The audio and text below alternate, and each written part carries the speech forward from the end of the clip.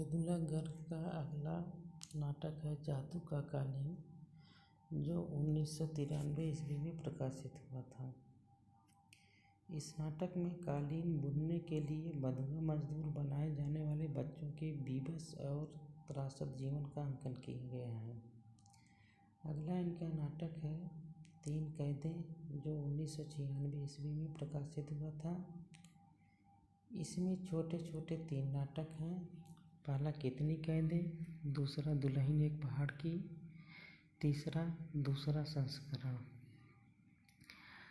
कितनी कैदे नाटक में मुख्य भूमिका मनोज और मीना की है। कोयनाबाद पर नियुक्त मनोज अपनी नवविवाहित पत्नी को लेकर लिफ्ट से नदी के पानी से 75 फीट नीचे रहस्यमय दुनिया में पहुंचता है। मीना का दम घुटने लगता है। मनोज उसे लेकर ऊपर आने लगता है। भीषण भूकंप के कारण बिजली चली जाती है। लिफ्ट एक मंजिल पहले ही अटक जाती है। घबराहट में मीना हिस्टीरिकल हो जाती है। वह दरवाज़ा तोड़कर बाहर निकलने की जिद करती है। मनोज कई तमाचे जड़ देता है। वह फर्श पर गिर पड़ती है। मनोज उसके पास बैठ जाता है। संकट के उन क्षणों में उसकी लज्जा, डर सब खत्म हो जाते हैं।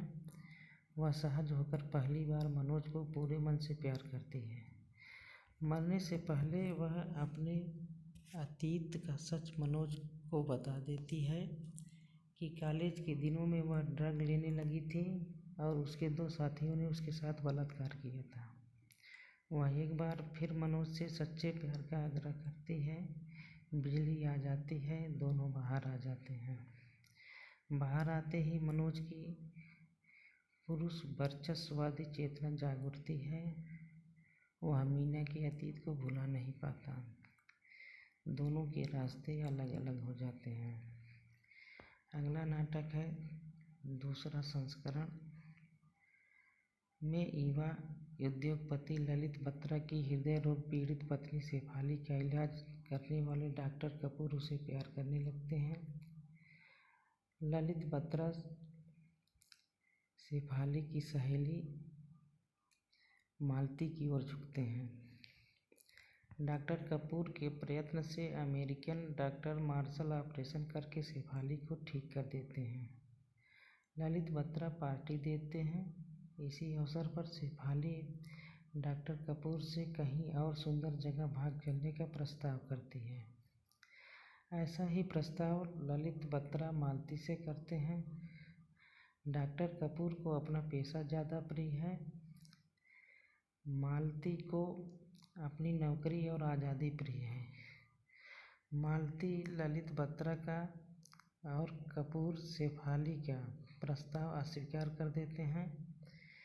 शेफाली का सौंदर्य फिर ललित बत्रा की ओर खींचता है। नाटक के अंत में दोनों एक दूसरे का हाथ पकड़कर गाते हैं। वह प्यार करता गया, वह कहती गई ना ना।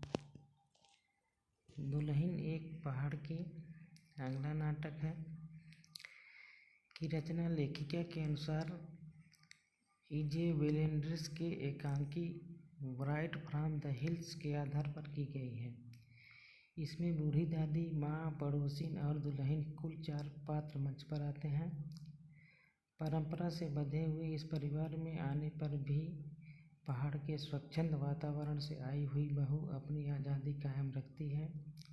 वह कहती है, मेरे पैर बंधे हैं, मैं पहाड़ों पर नहीं जाती, पर अंधेरा मैं नहीं रहने दूंगी।